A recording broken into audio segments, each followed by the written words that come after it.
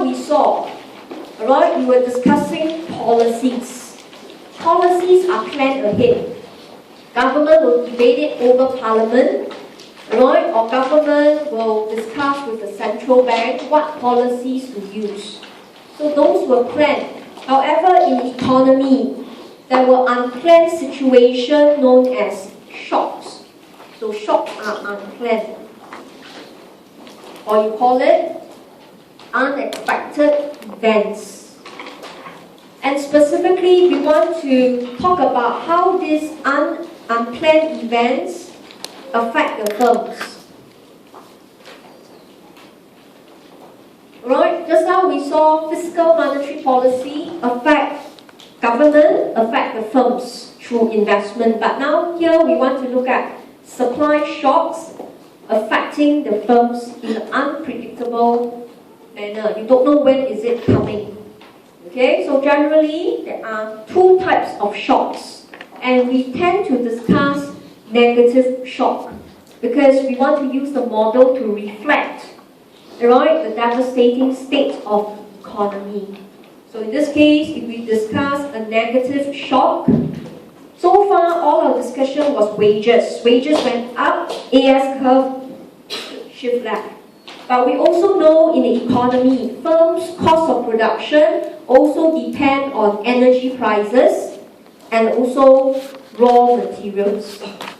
Okay, right? And in the world, you should know, there was actually a great shortage of steel, tin and minerals. This is due to massive economic development. Countries all over the world are piling up property development. They all need steel, right? So it's actually running out. So in this case, besides wages, okay, raw materials, and of course with the constant high oil prices, right, they will drive up your cost of production. So it will affect the firm's production. The AS curve has to shift left.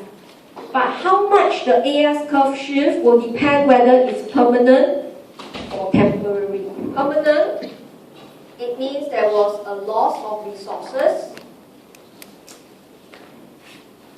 contributed usually by a war or natural disaster.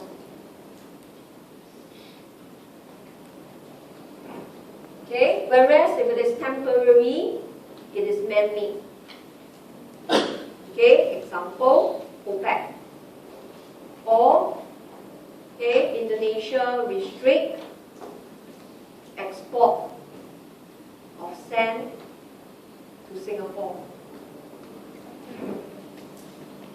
So these are temporary. OPEC, the oil-producing companies or oil-producing countries, they shut down the oil production. They ask the ships, the rigs to extract less oil. But the oil fields are there. You didn't lose it. So such restriction and such shock is temporary. Or in Singapore, there was a massive shortage of sand. Right? Not because the sources of sand has depleted, but for example, Indonesia restricted selling to us. Or even Vietnam restrict the export of sand to Singapore. So to Singapore construction company or construction industry, it's a temporary shock. So those are unplanned events. They will disrupt your supply chain. You're not able to produce as much. So therefore, our focus will want to look at how these shocks will affect us. Specifically, we want to look at oil prices. Because this is a situation that don't seem to go away, as presented in this table.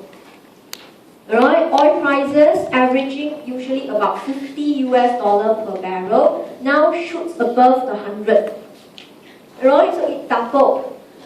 Okay, so that tells us that oil prices will have a significant impact.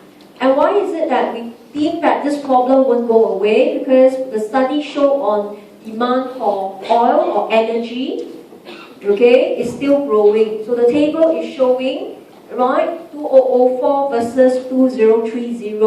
You can see all over the world, especially like China, there was a 100% increase in the demand for energy. Or in India, it was 164. So that tells us the crisis won't go away, right? With diminishing supply of oil, yet with a continuous increase in prices. That's why we want to put more emphasis on this negative shock. So I see you back here at 1:55. We're going to look at the diagram.